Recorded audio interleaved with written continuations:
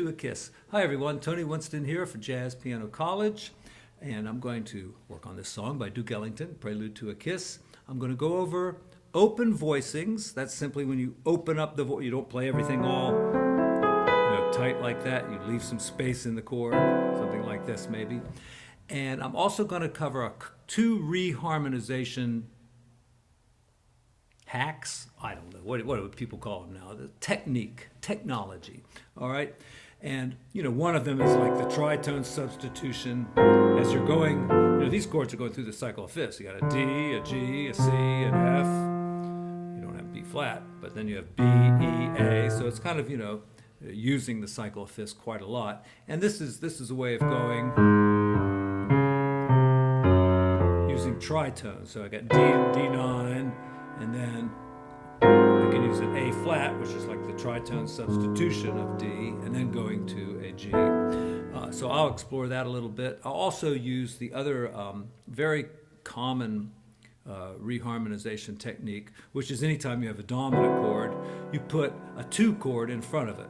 Dominant chords are sometimes called 5 chords. That would be a 5 chord in the key of G. So you put a 2 in front of it. That would be A minor. So it'd be like, right? And here's G 7th or G 9th. So I'll use the 2 chord first, D minor, and then go to the G. And once again, we have C 7th, so I'll use its 2 chord, right? If C is the 5, G is the 2, and then use the C, or maybe a tritone. So you can kind of mix and match these various techniques of reharmonization.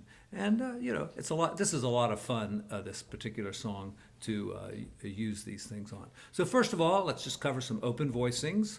I'm going to use a lot of these Berklee College of Music chord formulas developed by Herb Pomeroy and taught to my teacher, Ted Howell, who was one of the youngest faculty members of Berklee College. I think he was in his early 20s when he taught there. And then he taught it to me, I hate to say how many years ago. But anyway, it served me very well. So we start with a D. It's really a D13 because the melody note is up there. So we've got a 7th, we've got the 9th, the 3rd, and the 13. And this is a formula. Now, it's not to say you couldn't change it, add some other notes into it maybe, but this is just, a good starting point. We'll just change the melody note like that. Then we've got a G9. Here's the formula. But you could alter that. You could, you got 2 7ths here, so you can make one of them a 13. Here you've got C7 just with the 5th on the top. So you might want to add like the flat 9 or the regular 9 maybe. And we're coming up on F major 7th. Formula would be this. Let's just take that C and move it up here. Okay. And here's a nice substitute chord that I never knew about. Because I'll tell you, that B9, I don't know, my ears never kind of get around that change. It's like, okay, this sounds good. And then all of a sudden, you're here. And, it's a real kind of shift of harmony. That little substitute chord up there, that B flat, you could just go chromatically into it. Kind of prepares you for the chord, that sudden shift in harmony. All right, now we're going to do basically the same thing. We've got a 13 chord here, and here's a 9 chord. I could change the doubled 7ths to a 13 there. And here I'll add the 9 again. That's this note. And D minor. Now the formula would be this. It's getting a little low down here, so you could, put that 7th up here if you like. D minor 7th, the melody is the 11th, and here's the formula. All right, it's got everything you need, a root. You don't really need the 5, but it's there. The 7, the 3, and the 11. Okay, now we're going to G7. Formula is this, but let me change my 5. You know, dominant chords, you really don't need the 5. Change it to a 6, which of course you should realize is not the 6, it's the 13, since we already have a 7. You could think of it as the 6 if it's easier to think of it that way. I mean, it's easier to think 6 notes up from G than 13 notes up from G. Yeah, I never play that G sharp diminished chord. Let's try it. I guess you'd put it there on the G sharp, and then A minor. A nice small voicing. You could maybe put the 9 in. Now, did you notice when I first played it, both those notes had equal strength because I played them both with my thumb, but when I played with my first and second finger, I played that one really soft and this one louder, okay? Because if you have a note that close to the melody, you don't want it to overpower the melody. Here's our, oh, they called it D13 this time. Same chord as the D9 there. And here we have D minor 7th. Now that's a closed voicing. The open voicing would be way down here, but my bass note was here. If I don't want to go down there, I could do some drop 2. All right, now I didn't say I was going to cover that in this video, but drop 2 is when you take a closed voicing like this, and you take the second note from the top. All right, that's why they call it drop 2. You take the second note from the top, drop it down an octave here, and if there's a double note like this note, you get rid of that one too. So you end up with this. And then you do the Barry Harris thing where you're going up the scale. You use D minor, a diminished chord, D minor, another diminished chord, same diminished chord, D minor, like that. So you do it like this. Sometimes I add an extra note in there, I don't know why. And you could practice that, you know, in most of your common keys and have a nice little trick there. It's interesting how many times that will appear in a song anyway. You know, melodies go like that all the time. So. And here we got G7, it says flat to 9. There's the formula. Once again, that doubled 7th. Very easy to change it to that. Or this. That's a 13 and a flat 13. Oh, I see, it goes to C major there. And I never knew these passing chords. But they're nice. You know, it's just a 2-5-1 to get to where you're going. Okay, now let's talk a little bit about this tritone substitution. We got D9, and look, we're going to go a tritone away and play another 7th chord. It gives us a nice chord there on A flat. I think I'll get rid of the double 7th and change that to a 13th. I've done that about 5 times today, so. Okay, so we got D9, and then we're going to go to G9, and then I'll do that tritone. That's going to be D flat. Nice tension there. I could do that, I suppose, but going to C. And then its tritone, which is F sharp, it comes out to be an F sharp 7th chord. It's got to be a 7th chord. Tritone substitutions work for dominant 7th chords. That's it. I mean, occasionally they'll work for some other kind of chord too, but that's not really part of the system. All right, so we've got F sharp 7th with a sharp 9 there, a lot of nice tension, and then into our F major. So here it goes again, just so you can hear it. And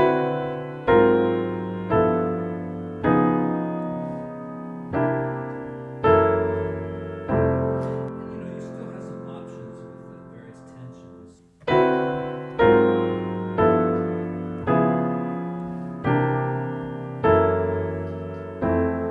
And then you can do the same thing here.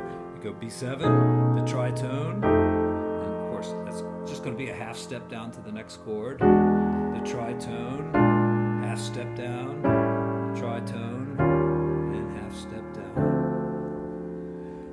Big voicing. All fifths.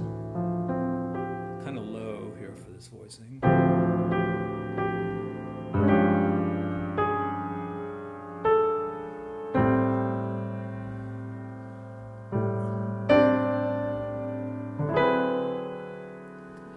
13. I used a different voicing this time. You know, this one is nice, but if I move that 3 down here, then, you know, I don't need it up here anymore. I can put the sharp 11 in. Very easy chord to remember too. It's got one of these upper structure things. You know, that's like a major or a minor triad usually. And you just put that over a D chord, you get a pretty nice sound there. And here's our drop 2 again.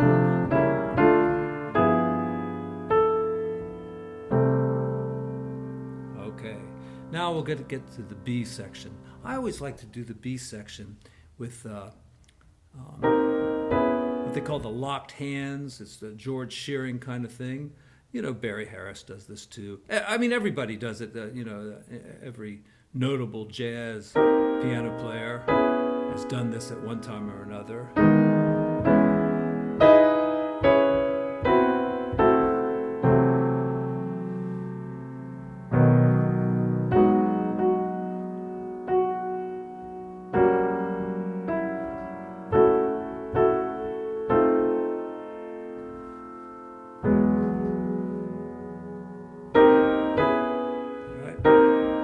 That's just a chromatic approach.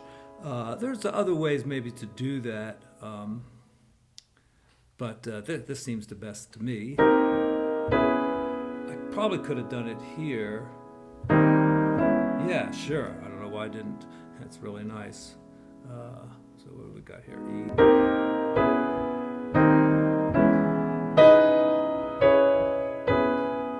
Oh, sorry. F minor 7 flat 5. You might recognize that as a nice box voicing for like D7th or something, but it's also F sharp minor 7 flat 5.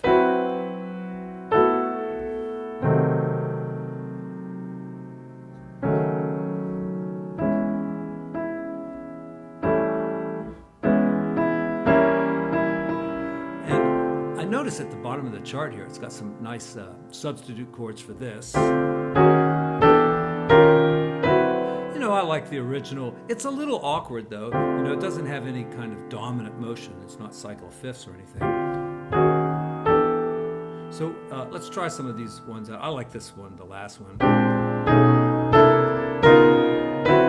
Yeah, to me that's a little bit stronger right there. All right, one more time through the bridge, quickly now.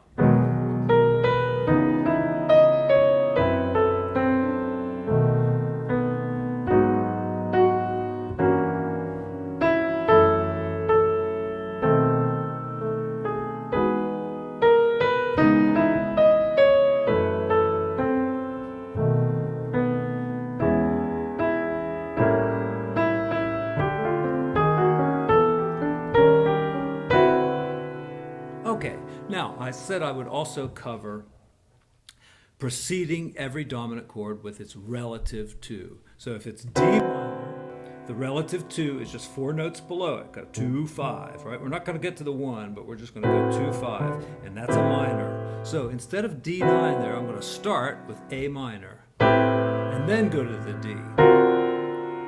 Now the G, what's its relative to? Well, it's right where I am. It's on D, so I'll go D minor, G7, now C, 7th. What's its relative to? Once again, it's right where we are. So just G minor, then the C7th, I'm sorry, and then F major. Try it again, A minor, D7, D minor, G7, G minor, and here the tritone works nicely.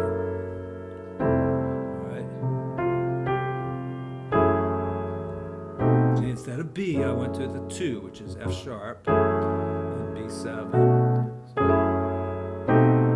All right, and you know, if one of these things is like going around the cycle of fifths like this does, it's very easy to find the 2. It's usually the chord that you're already on. So you got F sharp, then B7th, then change it to B minor, because that's the 2 of E.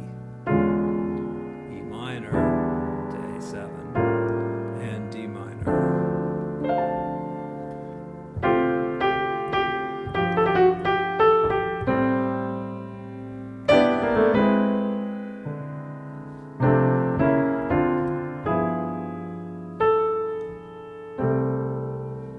Always have to realize where the blues is. Right? It's right here at the end.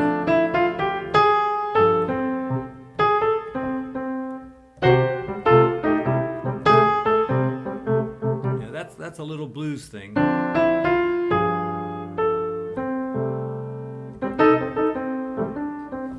And, if you want to throw a little blues riff in there, that probably would be appropriate. I could cover improv and stuff like that, but, there's so many chords in this thing. You're going to play a lot of chord tones if you're going to improvise.